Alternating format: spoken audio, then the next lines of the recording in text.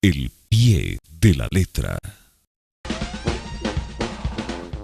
Paco Ignacio Taibo II, de los hermanos, ¿tú eres el mayor? Sí, somos tres.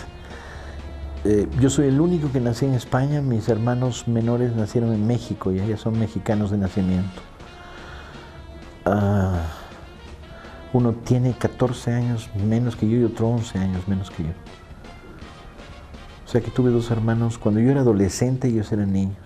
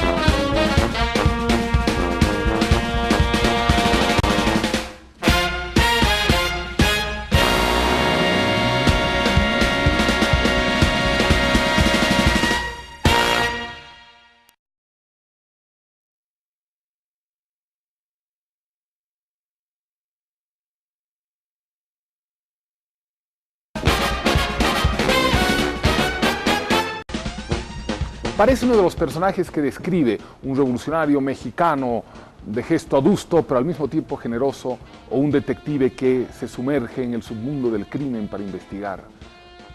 En realidad, más parece su propio personaje, Velasco Arán Shaine. Muchas gracias. Velasco Arán Shaine, que es el personaje, el gran detective de las novelas policiales de Paco Ignacio Taibo II. Y dos, porque Paco Ignacio Taibo I, o Paco Ignacio Taibo es su padre, un hombre también muy famoso, un escritor. Paco Ignacio, ¿cómo llegaste a México? Tú llegaste muy joven, casi un niño a México. ¿Cómo fue tu llegada? Tenía 9 años, era el fin del mundo. O sea, era el fin del mundo. México era el fin del mundo. La sensación es nunca volveré. Fui a la luna y ya en la luna, pues a poblarla, ¿no? ¿Y dejar España para ti fue difícil? En esa época donde no tenías conciencia política ni conciencia ideológica, eras un niño. No, lo que tenía era la conciencia de que la familia, que era como una tribu, emigraba en masa. Entonces tenías que romper con todo y volver a empezar, todo era nuevo. A los 9 años es una sensación, sí, de pérdida de cosas, todos mis amigos desaparecieron. Y de volver a empezar a los 9 años, en un mundo que no conoces, cuyas reglas no conoces. ¿Y hablabas con acento español en la secundaria en México? Terrible, fue una experiencia peligrosísima. Fui sujeto de todas las burlas, no hay nada más cruel que la infancia. Y creé mecanismos reactivos, me volví el que más estudiaba, entonces el que más alto promedio tenía en la secundaria era el abanderado, entonces ahí andaba yo con la bandera mexicana, que tenía dos virtudes, que era, bueno, les gané en su propio terreno desdichados, y además el tubo de la bandera era de aluminio y les podías dar a los disidentes. Y luego en determinado momento de la adolescencia, un momento ya tardío, decidí que era mexicano. Y una vez que lo decidí, se acabaron mis problemas de desintegración. Yo creo que lo único que me quedó después de eso fue esta especie de experiencia traumática de haber sido niño extranjero, ¿no? ¿Y cuánto tiempo tardaste en hablar mexicano? Pues al principio era un problema de orgullo, ¿no? Entonces, ¿por qué voy a tener que renunciar a la manera como hablo? Yo hablo como hablo, ¿no? Luego fue un problema de mimetismo natural, que es vas adoptando las maneras de llamar a las cosas que otros usan. Las aceras españolas se volvían banquetas en México. Los elevadores no eran los viejos ascensores, ¿no? Entonces, bueno, por mimetismo natural, por llamar a las cosas, el lenguaje es algo que sirve para identificar entre dos personas un mismo objeto, ¿no? Vas adoptando. Y luego, pues ya lo vas adoptando de una manera voluntaria y consciente. Y luego empiezas incluso a divertirte y luego de repente te das cuenta que hablas muy mexicano. Y luego te das cuenta de que eres mexicano. ¿Y eres de izquierda? Desde que tengo razón, siempre me gustaron los pobres y siempre tuve desconfianza de los ricos. Y siempre pensé que toda riqueza es, en principio, sospechosa. Incluso hoy. Hoy no lo pienso, hoy estoy absolutamente convencido. Paco, ¿y tú qué profesión tienes? Escritor. Escritor-escribidor. ¿Siempre fuiste escritor? Pues hasta donde recuerdo, excepto una vez cuando tenía 10 años en que gané la vida lavando triciclos, todas las restantes veces en mi vida que me gané la vida fue escribiendo, haciendo las cosas más inusitadas, pues. Mi primer trabajo periodístico fue encargado en un dominical de escribir los pies de grabado. Y ahí recibí mi primera lección de periodismo, que es no digas lo mismo en el pie de grabado que ya dice en el grabado, ¿no? Fui escribidor durante años y años y años, viviendo de la palabra escrita. Y hasta que pude vivir de la palabra escrita que yo escribiera, la que a mí me gustaba, entonces ya fue más divertido todo. Y el primer libro con el cual como que empezaste a recolectar éxito, ¿cuál fue? Yo creo que la segunda novela, Cosa Fácil y Días de Combate, ya empezaron a publicarse. Cosa Fácil, como a los 2 o 3 años de haber salido en México, se publicó en Alemania. Luego como a los 4 o 5 años en Italia, luego como a los 6 años en Estados Unidos, y empezó. Entonces era como una pelota que rodaba, ninguno fue un gran bestseller. Hubo libros que, lo que sí hubo sería, buscando otra calificación editorial, hubo un montón de long sellers, ¿no? O sea, libros que se estuvieron vendiendo bien durante muchos, muchos años, bien. O sea, libros que en su primera edición hicieron 4,000 ejemplares y luego tuvieron una segunda de otros 4 y luego una tercera.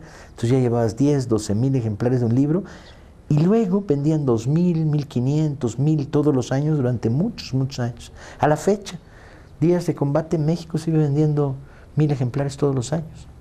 ¿Y cómo llegas tú al Che? El Che es una figura mítica de la izquierda latinoamericana, pero hasta que tú no incursionas en la figura del Che, solamente la CIA se había atrevido a hacer un perfil del Che, pero nadie más se había atrevido a hacerlo. Primero escribí un libro sobre la batalla de Santa Clara, luego otro libro sobre el Che en África, y finalmente dije, bueno, ya llegó la hora, déjate de historias, ¿no? Métete de cabeza. Y entonces llegué a la idea de escribir una biografía. No fue fácil, tenía mucho miedo. Espanta el Che. Personaje muy fuerte, muy duro. Y es bueno, yo algún día puse el símil, a ver qué católico practicante se atreve a irse a contar la verdadera historia de Jesús de Nazaret y contar que no usaba desodorante. Pues es duro, ¿no? Es duro enfrentarte a tus mitos alegre y abiertamente, ¿no? El poeta tenía embotada la sensibilidad, demasiados muertos, demasiados amigos, con los que se había estado compartiendo una bota de vino, destrozados por una bomba. ¡Más adelante! A la derecha le gustan las hormigas por 2 razones. Primero, porque caminan lento y segundo, porque las pueden pisar.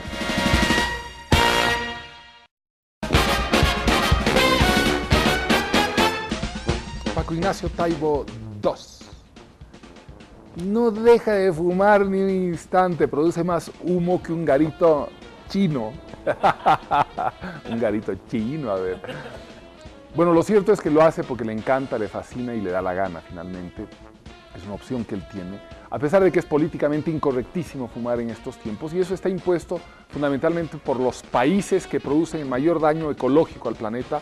Acaban de, hace unos años, descubrir que había que dejar los seres humanos de fumar.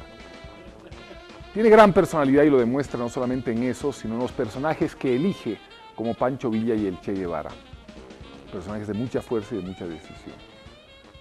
Paco Ignacio, tú decías que había 3 cosas que había que conocer sobre el Che.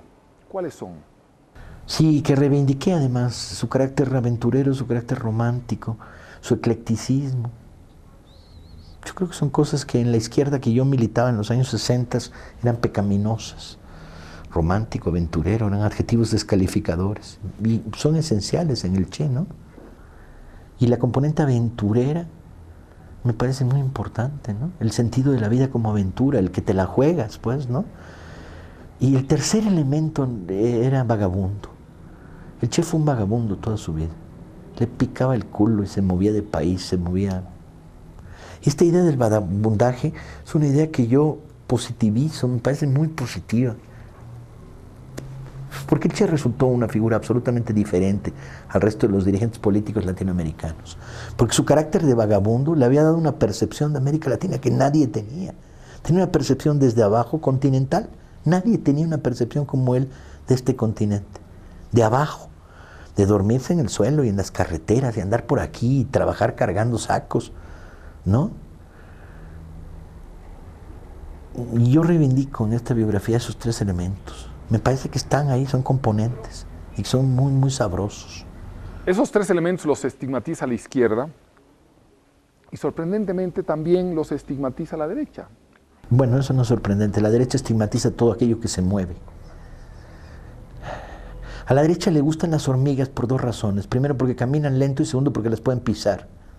En ese sentido, he polemizado mucho y he dicho muchas veces en grupos de jóvenes aquí y allá, dejen las escuelas. En las escuelas últimamente no se aprende. Agarren la mochila y váyanse a patear a América Latina, redescúbranla.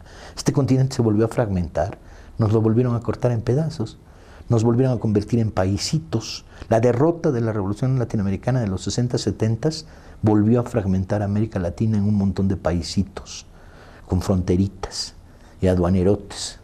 Y bueno, en ese sentido yo creo que hay dos cosas que reconectan. Uno es el vagabundeo y el otro es la cultura. ¿Cómo crees que esa cultura se puede reconectar ahora? Yo creo que es un trabajo lento, que tiene que ver con recomponer las redes, para que nos podamos volver a leer, entre otras cosas, volver a oír, volver a ver, cine, teatro, música, literatura, ¿no? Para que nos podamos volver a contar historias unos a otros. Mi generación fue una generación que vivió, gracias al boom, una lectura trans latinoamericana. Para mí, Cortázar era mexicano, igual que Kafka, claro, ¿no? En el sentido de lo inmediato y la identidad, ¿no? A mí, ¿qué? ¿Cuál era la distancia con Cortázar? Ninguna. Con Roa Bastos, con Vargas Llosa. Formaban parte de lo que te había construido como ser pensante, ¿no? Macondo estaba a la vuelta de Toluca, como todo el mundo sabe, ¿no? En ese sentido, esto se perdió. Y se perdió de una manera patética, ¿no? ¿Y quién destruye eso? Yo creo que una intención y una voluntad de volvernos a convertir paisitos. El imperio trabaja con una lógica de yo virreinal, paisitos, y yo trato con el virrey de cada lugar, fragmento. Y luego la gran máquina ideológica del imperio, que es Hollywood, pues nos fragmentó totalmente y nos colocó. Yo creo que hay dos Hollywoods, un Hollywood progresista, con el que hay que aliarse para combatir las formas más atrasadas del pensamiento a nivel mundial, ¿no? Un Hollywood que ha educado sexualmente a la mitad de la humanidad, ¿no? Y que hay otro Hollywood que es un portador tradicional de ideología del imperio y un refragmentador, pero sobre todo que crea una estructura del gusto. Hoy me descubro a mí mismo apesadumbrado, que el ritmo de una película argentina me molesta porque ya me convertí en un consumidor del ritmo hollywoodense, del cine de acción, ¿no? Entonces tengo que volver a repensar la relación. Es complicado, no es nada fácil. Y nosotros, y América Latina. Una misma lengua, una cultura diferente que se enriquece en sus diferencias, ¿no? Y que puede construir otra posibilidad. Y luego hay que construir económicamente los mecanismos mediante los cuales, ¿no?, los minerales bolivianos, las fábricas que producen Volkswagen en México, las vacas argentinas empiezan a circular internamente en una lógica territorial que nos permita construir un polo de poder que el imperio no pueda vulnerar de la manera como vulnera normalmente. Pero yo creo que la cultura es el primer paso, ¿eh? El que es el que construye los puentes. Y que tendríamos que empezar a hablar ya, país por país, en partidos políticos con definiciones latinoamericanas, ¿no? Partidos políticos cuya declaración de principios dice en el punto 1, solo hay un país real. Empieza en la Patagonia y termina en el Río Bravo, ¿no? Ese es real, lo demás es mentira, lo demás es imposición. Pancho Villa, el héroe revolucionario mexicano. Hay miles de biografías, hay cientos de versiones y hay un Pancho Villa o muchos Panchos Villas en el imaginario del pueblo mexicano. Sin embargo, sé, Paco Ignacio, que estás haciendo metodológicamente lo mismo que has hecho con el Che, que es desentrañar, tratar de revelar a un Pancho Villa y detalles de él que no conocemos. En principio de contarlo.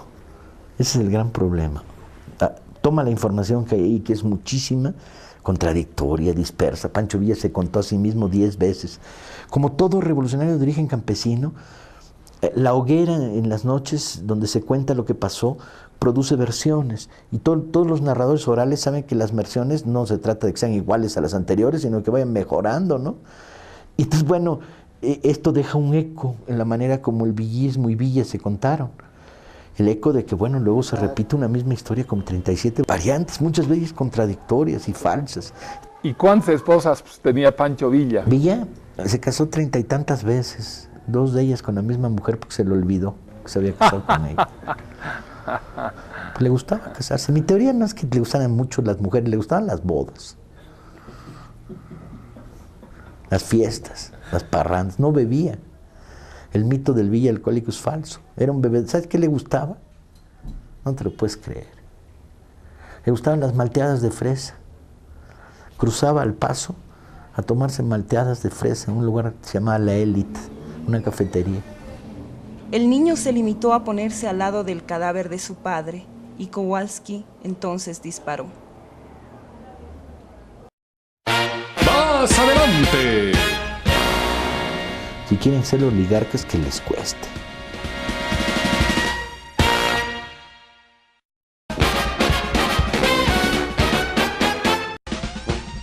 Al poeta lo tirotean a la salida de su oficina.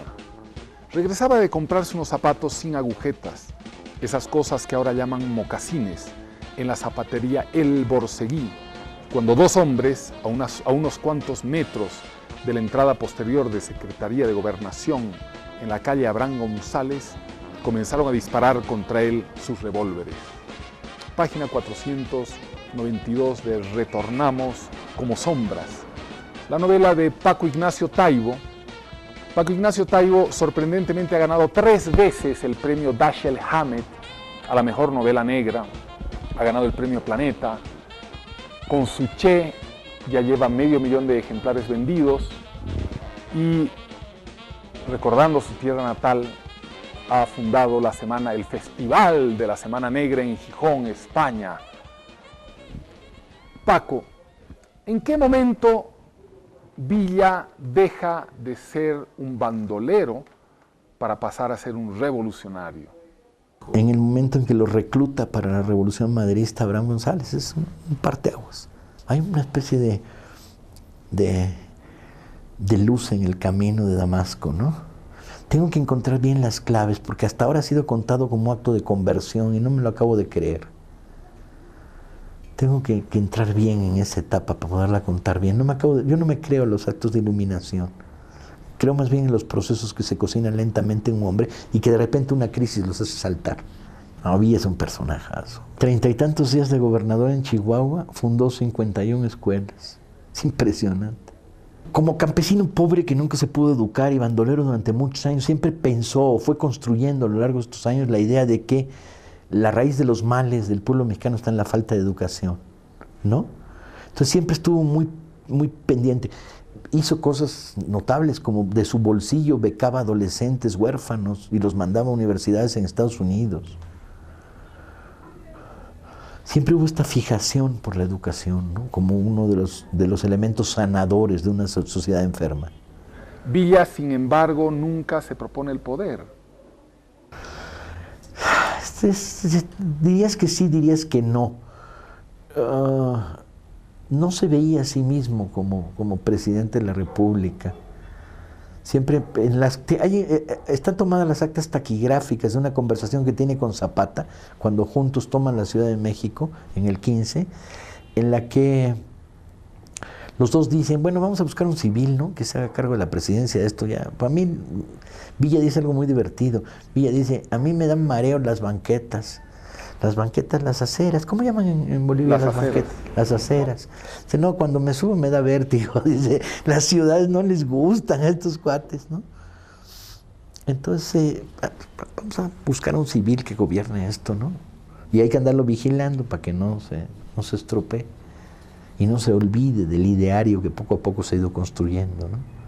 Paco, la izquierda, los revolucionarios de hoy hemos buscamos la igualdad, buscamos un momento en el cual los pueblos puedan vivir mejor. Y nos parece que es cosa de hoy. Sin embargo, en el siglo XVI y XVII, en la época colonial, los jesuitas, los franciscanos en México, también buscaban lo mismo y hacían sociedades equitativas, justas, o querían hacer sociedades justas. ¿No te parece que sorprendentemente hoy y en nuestra época colonial buscamos lo mismo? Supongo que hay una tensión inherente a toda sociedad, que es construyamos mundos más justos de los mundos en los que vivimos, ¿no? Y me parece una tensión social esencial, si no, no habría... La idea de progreso como máquinas que avanzan es una idea boba. La idea de progreso es como ciudadanos que tienen más capacidad de controlar sus vidas, ¿no? Y de definir cómo es la vida, y de decidir cómo es la vida, y no sometidos a la esclavitud del cotidiano marcada por salarios, miserias, hambres, ¿no? Un poco aterrizando en ti. El amor, Paco. ¿Qué es el amor para vos? El amor es una especie de trabajo, para construirlo, para desconstruirlo, para rehacerlo, para mantenerlo. Y no solo tiene que ver con los hombres y las mujeres y las parejas, también tiene que ver con todo, el amor a la vida, a las cosas. Dicho de otra manera, tiene que ver con el problema de las pasiones. Y dicho de otra manera, dado que las pasiones son irracionales, entra en contradicción con lo primero que dije, la idea del amor como un trabajo. Y luego resuelve la contradicción y mezcla con pasiones irracionales, cultivadas y trabajo. Y dicho de otra manera, toda generalización es una mentira. ¿Tu papá? Bien, jefe, el uno, la gran maestro. ¿Lo quieres mucho? Mucho, mucho, mucho. Figura rectora, gran educador, personaje entrañable. Alguna vez me preguntaron, ¿y a usted no le pesa en la espalda un papá que escribe y es famoso? Y dije, sí, me pesa del lado bueno, mano. Claro que me pesa. Me pesa en el sentido más positivo de la idea del término pesar, ¿no? Es una especie de carga que traes en la espalda que te empuja, ¿no? ¿Cómo ves el futuro de América Latina? ¿Qué crees que hay que hacer? Yo tenía una bola de esas, pero la usé para jugar boliche y quedó hecha una mierda, entonces a partir de ese momento no tengo capacidad de percepción del futuro. El futuro se ha vuelto algo inmediato y por lo que si no peleas te comen. Entonces el futuro para mí es que ya vi las malas intenciones del gobierno mexicano de volver a intentar ponerle IVA a los libros y hay que romperles el hocico de nuevo. Entonces el futuro se vuelve esta especie de actitud reactiva. Una de las cosas que perdimos es la capacidad de diseñar futuros y yo creo que yo ya la tengo muy perdida. Puedo diseñar pasados, por eso escribo, pero futuros con dificultades. Lo que sí sé es, bueno, habrá que seguir resistiendo, no les vamos a regalar, ni desde un punto de vista literario, ni desde un punto de vista político, ni desde un punto de vista social, ni cultural, no les vamos a regalar este continente. No se lo van a llevar con lacito y nuestra sonrisa, y desde luego no con nuestro permiso. Si quieren ser oligarcas, que les cueste.